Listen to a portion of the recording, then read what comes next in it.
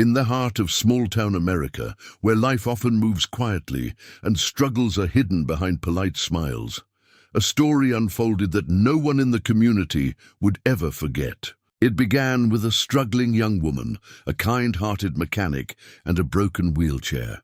What started as a simple act of compassion soon spiraled into an unforgettable night at a local diner, where cruelty collided with courage and unlikely heroes emerged in leather jackets. This is a story about dignity, kindness, and the power of standing up for those who can't stand alone.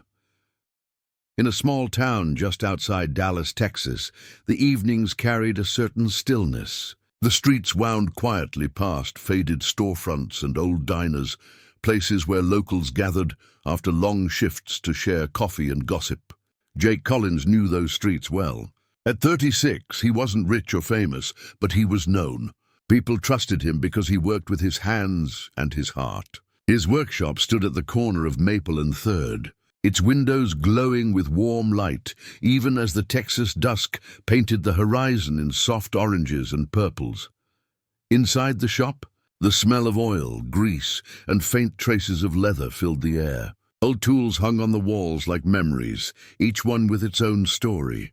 A battered radio hummed quietly in the background, playing country tunes from the local station. Jake, dressed in a flannel shirt with rolled-up sleeves and worn jeans, worked steadily on an old Harley. His rough, calloused hands moved with surprising gentleness, as if the machine were alive. For Jake, repairing cars and bikes wasn't just work.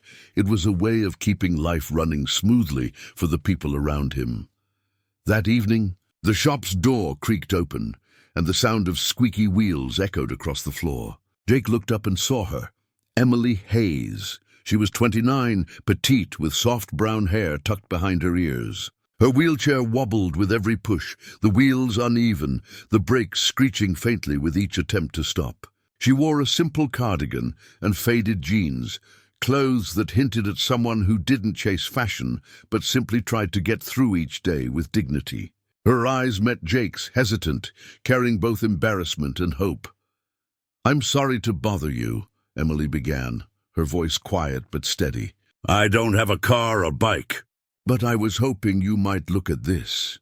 She gestured to the chair beneath her, a contraption clearly worn past its prime. The cushions sagged, the armrests had torn vinyl showing the padding inside, and the wheels rattled dangerously. Jake wiped his hands on a rag and walked over, kneeling down so he was eye level with her. He smiled, a real smile, not the kind of forced politeness Emily had grown used to. "Don't worry," Jake said softly. "I'll fix it like brand new." Emily blinked in surprise. Most people saw her wheelchair before they saw her. Some pitied her, some avoided her, and many ignored her completely.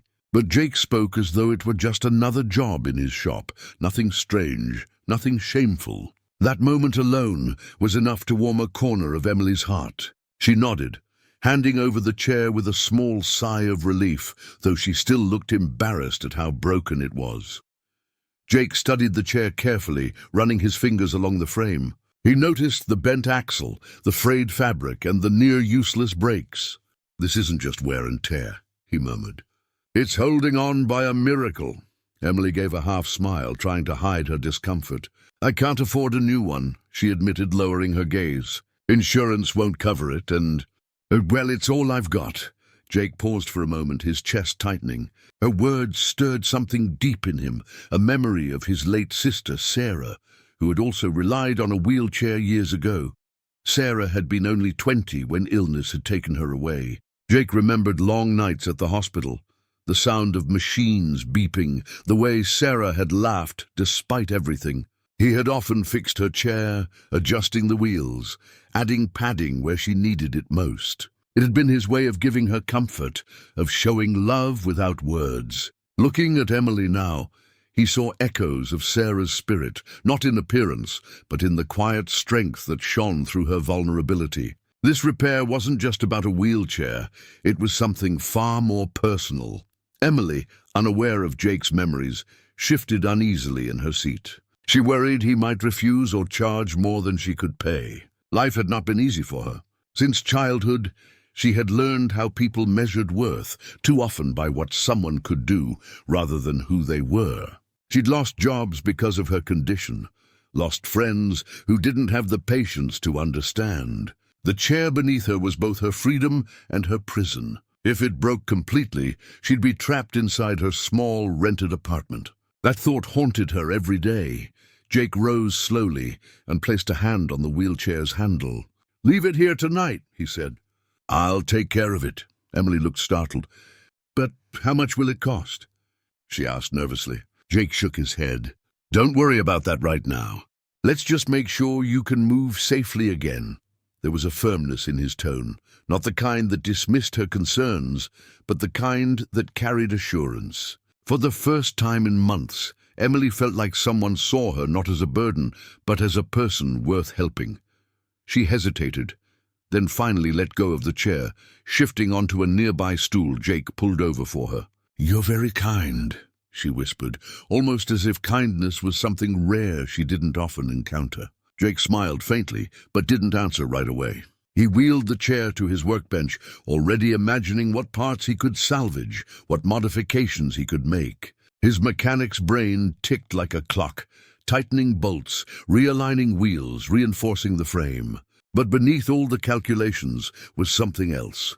A promise he silently made to Emily, the same promise he once made to his sister. She wouldn't be left stranded. As the night deepened, Emily watched him work. The way he handled her chair was unlike anything she had seen. Most repairmen were hurried, rough, treating things as objects to fix and forget. But Jake moved carefully, as though the chair was precious. Sparks flew briefly as he welded a joint, the glow lighting his face in shades of gold and shadow. His brow furrowed with concentration, but his touch stayed gentle. Emily wondered how someone could carry such strength and tenderness at the same time. It was a rare quality, and it stirred an unfamiliar sense of safety in her heart. At some point, Jake paused to grab 2 mugs from a small shelf and poured coffee. He handed one to Emily, who accepted it gratefully. The steam rose between them, carrying warmth into the cool, sharp air. They talked a little, about the town, about music, about how Emily loved reading novels in the library when she could get there. Jake listened intently, not once glancing at his phone or the clock. For Emily, that simple attention was almost overwhelming. So often conversations with others had been rushed, distracted, or filled with pity. But Jake spoke to her like an equal. The hours slipped by. The radio played on, switching from old Garth Brooks songs to quiet ballads that matched the mood of the workshop. Outside, the wind rustled against the tin roof, but inside there was only the steady rhythm of Jake's tools and the occasional soft laugh from Emily when Jake cracked a dry joke. The heaviness she usually carried seemed to lift, replaced by a calm she couldn't remember feeling before. She realized this wasn't just about a wheelchair. It was about being treated with dignity, about finding a moment of belonging in an unexpected place. Finally, Jake set down his tools and leaned back. "It's not finished yet," he admitted, "but I've reinforced the frame and replaced the bearings in the wheels. It'll roll smoother now. Tomorrow I'll replace the brakes and fix the armrests." Emily ran her fingers along the chair, noticing the difference already. Her throat tightened with gratitude she didn't know how to put into words. "Thank you," she said softly, her eyes glistening. Jake shrugged lightly. "Like I said, don't worry. Around here, we take care of our own." He didn't realize how deeply those words would stay with her. Emily eventually left the shop that night, promising to return the next day. As Jake watched her wheel away, slightly straighter, slightly steadier, he felt the familiar ache of memory wash over him. He thought of Sarah, of the laughter that once filled their home, and of the silent promise he'd made at her hospital bedside, to help others the way he once helped her. Fixing Emily's chair wasn't charity, it was honor. It was love carried forward through the hands of a man who still believed in kindness. And though he didn't know it yet, that simple repair would change both their lives forever. The next afternoon, with her newly repaired wheelchair rolling smoother than it had in years, Emily decided to do something she rarely did, go out for dinner. She wheeled herself down the quiet streets toward Miller's Diner, a small, retro-style place on Main Street, known for its warm pancakes and bottomless coffee. The neon sign flickered against the cool Texas evening, and the smell of fried food drifted out every time someone opened the door. For Emily, this wasn't just a meal. It was a chance to feel normal, to sit among others, and not just exist in the shadows of her apartment. Inside, the diner buzzed with low chatter. A few truckers sat at the counter, their laughter echoing over steaming cups of coffee. Families crowded into booths, children pressing their hands against the windows, fogged by the warmth inside. Emily rolled in quietly, her presence barely noticed at first. She found a corner booth near the window, the one where she could see the streets, but also remain tucked away from too much attention.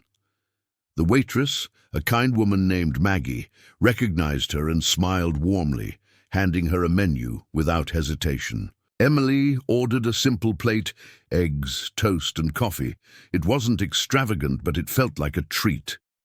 She sipped her water and watched as the town's life passed by outside the glass. For a moment, she allowed herself to feel like any other customer, someone who belonged here. But that fragile peace shattered when the door swung open, and a group of 3 teenage boys strutted in. They were loud, rowdy, dressed in torn jackets and baseball caps turned backward. Their eyes scanned the diner until inevitably they landed on Emily. The boys nudged each other, smirking as they spotted her in her wheelchair. They slid into the booth across from her, not out of kindness, but to corner her. Emily felt her heart race. She kept her eyes down, hoping they would lose interest, but their voices grew louder, crueler. "Hey!" one sneered. "Look at those wheels. Bet that thing's faster than a Mustang, huh?" The others laughed, imitating the squeaks her chair once made before Jake fixed it. Emily tried to ignore them, but the heat in her cheeks betrayed her shame. The ringleader leaned across the table, his smirk widening. "What's the matter? Cat got your tongue, or maybe you just can't keep up with the rest of us?" His hand shot out suddenly, slapping the edge of her plate so hard it toppled, eggs and toast spilling across the table and onto the floor. The diner grew silent. A few customers shifted uncomfortably in their seats, but no one moved to help. Emily froze, her throat tight. Her hands trembled as she tried to steady herself. The boys laughed, clapping each other on the back as though humiliating her was the funniest thing they'd done all week. Emily's mother wasn't there that night to defend her. She was alone. She whispered almost too quietly for anyone to hear, "Please stop."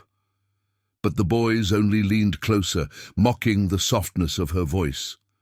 One of them nudged her wheelchair, making it jolt suddenly. "Oops," he said with false innocence. "Didn't mean to knock your ride." The other customers stared into their plates, afraid to get involved, pretending not to see. Emily felt tears sting her eyes. She wanted to vanish, to sink into the floor where their laughter couldn't reach her. The waitress, Maggie, hurried over, her face red with anger. "That's enough," she snapped, but the boys only shrugged, laughing as they grabbed their jackets. "Relax, lady," one said. "We're just having a little fun." They sauntered out the door, leaving behind the echoes of their cruelty. Maggie knelt to help Emily clean up the mess, whispering softly, "Don't mind them, honey, they're cowards, all of them."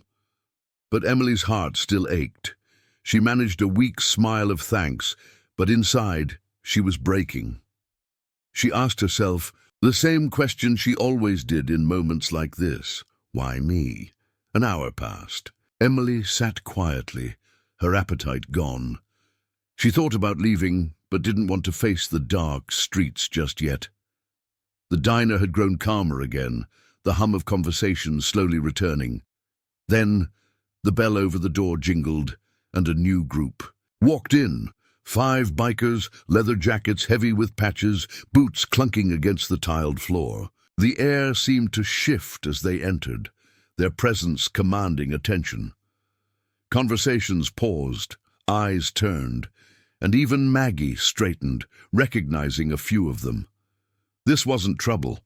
They were regulars, but they carried an aura of power no one could ignore. Their leader was a tall man in his 50s, grey streaking his beard, eyes sharp but kind beneath the roughness. His jacket bore the emblem of the Iron Hawks, a local motorcycle club known more for charity rides than for fights. He scanned the room, his gaze landing on Emily almost instantly. He saw the spilled food on the floor, the uneaten plate, the look of quiet defeat on her face. He motioned for the others to take a booth, then walked over to her corner, his heavy boots echoing. "Evening," he said in a voice that was deep but gentle. "Mind if I sit?" Emily blinked, startled, but nodded. The man pulled up a chair across from her, studying her carefully. "Name's Cole," he introduced himself. "What's yours?" Emily hesitated, then answered softly, "Emily." Cole gave a small smile. "Well, Emily, it looks like you've had yourself a rough night." She didn't answer, but Maggie came over, lowering her voice as she explained what had happened. Cole's expression darkened, and he exchanged a glance with the other bikers, who immediately stiffened. They weren't the kind of men to ignore injustice, especially when it came to someone vulnerable. "You don't deserve that," Cole said firmly to Emily. "No one does." He reached behind him and shrugged off his leather jacket, placing it gently around her shoulders. It was far too big for her, but the weight of it carried comfort. "You're family now," he said simply. Emily's eyes widened, unsure what he meant, but the warmth in his voice left no doubt. It was a promise. The other bikers came over, introducing themselves one by one, joking lightly to make her smile. For the first time that night, Emily felt seen, not as a target, but as someone worth protecting. Just then, the door opened again. The three boys returned, laughing as they shoved each other, still riding the high of their cruelty. But their laughter died when they saw the bikers surrounding Emily. Cole stood up slowly, his frame towering over them. The diner went silent once more, all eyes locked on the confrontation. "You boys think you're tough?" Cole asked, his tone calm but edged with steel. "Picking on a young woman who can't? A fight back, that make you feel like men?" The boys shifted nervously, trying to laugh it off, but their voices cracked under the weight of his stare. One of the bikers stepped closer, folding his tattooed arms. "How about you try that with us?" he growled. The boys paled, their bravado crumbling. "We didn't mean nothing," the ringleader stammered. "Just messing around." Cole took a step closer, his boots thudding against the tile. "Messing around ends tonight," he said coldly.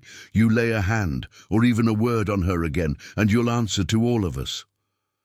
The room was so quiet that Emily could hear her own heartbeat. The boys mumbled apologies, their faces red, with shame, before stumbling back out the door, this time for good. When the door shut behind them, the entire diner seemed to exhale in relief. Customers who had stayed silent earlier began clapping softly, some nodding in approval. Maggie beamed, tears in her eyes, and whispered to Emily, "See? You're not alone anymore." Emily looked at Cole, her throat tight with emotion. "Thank you," she said, her voice breaking. Cole shook his head. "Don't thank me. We just did what's right." He patted her shoulder gently. "From now on, you've got brothers watching over you. Anyone gives you trouble, they'll answer to the Hawks." Emily's heart swelled with a feeling she hadn't known in years. Safety. She realized that kindness could be loud and fierce, not just quiet and gentle. That night, as the bikers shared a meal with her, filling the booth with laughter and warmth, she felt a belonging she had long been denied. For the first time in a long time, Emily believed she wasn't just surviving, she was living, and all it took was one act of cruelty answered by an even greater act of courage. In that small-town diner, her life had begun to change forever.